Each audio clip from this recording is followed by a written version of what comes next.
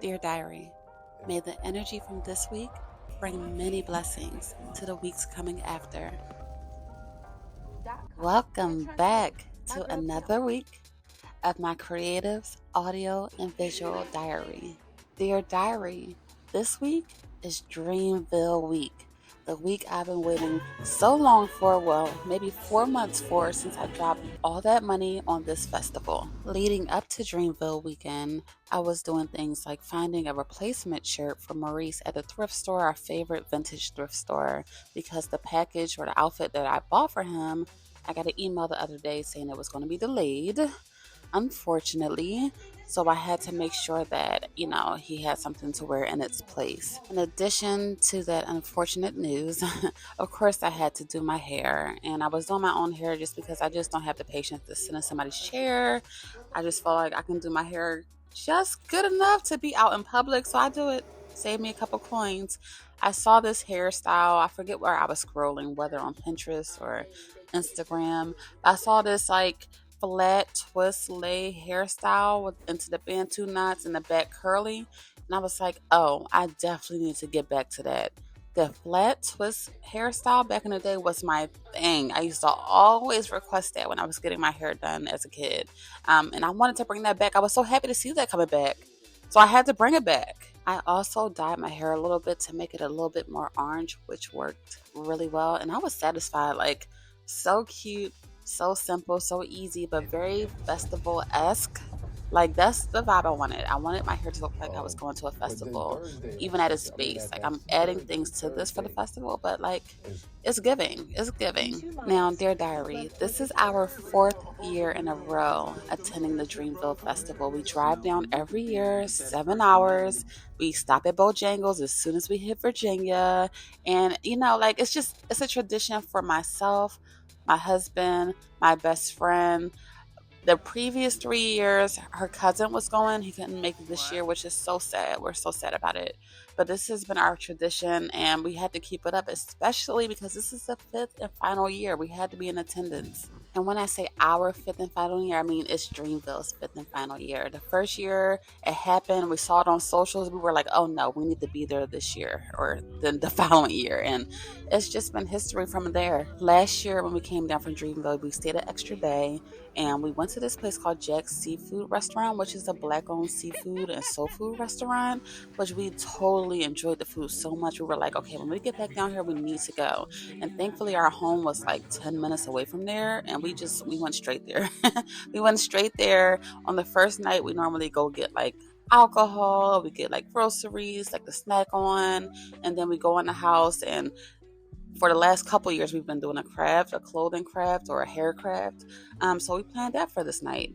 In addition to making espresso martinis, so everybody had a really long drive. And we love tequila espresso martinis. For this one, I was kind of winging it. I looked up a recipe on Pinterest really quick while we were in Wegmans. I thought I was going to be able to get liquor in Wegmans because the Wegmans, on Google, it said Wegmans liquor, beer, and wine. And I was like, oh, one-stop shop, but that did not end up being the case. So we ended up just getting the chocolate from Wegmans and some snacks. Then we went to the state store and we got coffee liqueur and Don Julio. So those were the liquor components of the drink. And I just lined the drink with chocolate, mixed the other stuff together. I did mix a little bit of the chocolate syrup in there, and it turned out pretty well. Put it on ice, and I was not disappointed. I was afraid at first it was going to be too strong. So there was a lot of liquor involved, but and fresh coffee.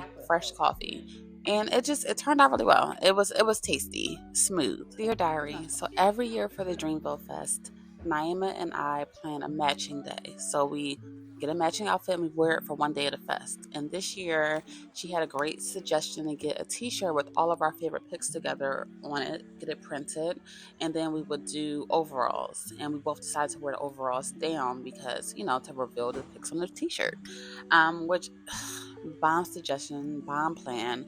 So I got us some pearls and some jewels for us to put on our overalls to make it more festive, make it more festival-esque. And that it was. We decided to do this evening, of course, because our matching day was the first day of Dreamville. We came in on Friday. First day of Dreamville, night is, Saturday. So we got this craft together. Pretty simple, pretty easy. It was a little tricky at first to, time out the glue and not move the jewels because the glue had to set and then the jewels had to, set in the glue for them not to move. But once we got that down, everything worked out so smoothly. I was so impressed with this little craft because I feel like if I would have bought jeans like that, they would have been super expensive. So I was so happy to accomplish this look. So Nah did flower jewels down one leg and H&H on her other leg, which stands for high and happy, which we need to get that brand out more. We know. And I did jeweled encrusted openings on my leg, which kind of came to me in my sleep. I was like, oh, that would be cool, which it pulled through. I'm loving it. Dear Diary, here's the day we've been waiting for, day one of Dreamville. Once again, I was really happy with the way the overalls came out. I was happy to have those cuts in my pants. It was projected to be 85 degrees, but like overcasty, but still 85 degrees in the south. So I wanted to be prepared and not be sweating because going between the two VIP sections is a trek. And especially if you're walking through thousands of people to get to the other end, it's a trek and it could be a sweaty trek. And, we wanted to be prepared. So after several shot o'clocks, we headed out. And Dreamville is a hard thing to describe. And I think that people who attend Coachella have similar experiences, so they may be able to resonate with this. Going to Dreamville is like going on like the craziest hike in the cutest clothes. Like you have to park about 20 to 30 minutes away from the actual entrance. Then to get to the entrance, you walk through the campus of NC. You have to walk up 100-foot incline, we learned through GPS. Then wait in line, which was terrible. They had 4 lines for VIP and like endless lines for GA. So we were taking so long to get through that they had to start pushing us through other lines. I don't even want to talk about it anymore. For the past few years, they've been like selling significantly more tickets, which means there's way more people there, which means you get to experience less. We only really eat once at the festival because the lines are so long for food. You can't get on the Ferris wheel because the lines are so long. Like, it just takes the experience down to have to wait and stuff. And then it's not that many attractions in VIP, so you have to go into general admissions to do anything, and everything is just so long. But let's get to positives. Everybody was on time. Everybody, all the performers. And let me tell you about those hot boys and them big timers, okay? And Lil Wayne. They still believe in their body of work to this very day. They perform it like they believe it with their whole heart and chest, and it was such a great performance. I mean, across the board, with the exception of maybe one or two, because 21 Savage's, his performance was very lackluster. But aside from him, everybody left it on the stage. We were very happy with day one. I also need to mention we went to this 24-hour Denny's around the corner from the house because we were like, oh, it'll be quick to get some food, We waited an hour and a half because they have so many DoorDash orders. An hour and a half for Denny's food, the easiest food on earth. We were all falling asleep at the table. It was so bad.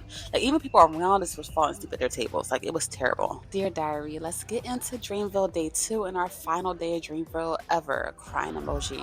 The first day, we did not get into the park until about 5. We showed up around 4, didn't get in until about 5. So we decided to come a little early for day 2 so we could do some stuff, experience some things. So we planned to get there at 1, got there around 1:45-ish. We went straight to the merchandise line to get our merchandise. So we get free merchandise. We get a hat, we got a scarf, we got a bag. Cute, right? But then also we wanted to experience things. We wanted to take pictures at the activations. We wanted to try out the water ice and get food. We wanted to experience things without feeling rushed.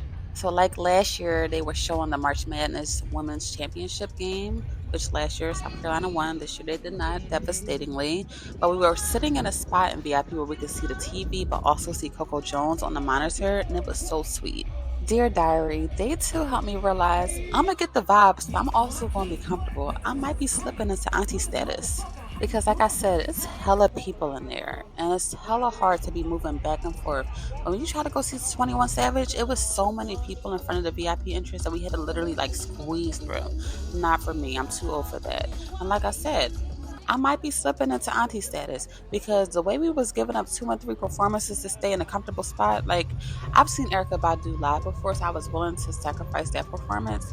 But let me tell you something. We found a spot to sit down in VIP for J. Cole's performance, the first time in Dreamville history for us. And we was seated. We was set. Had a good little view of the monitor.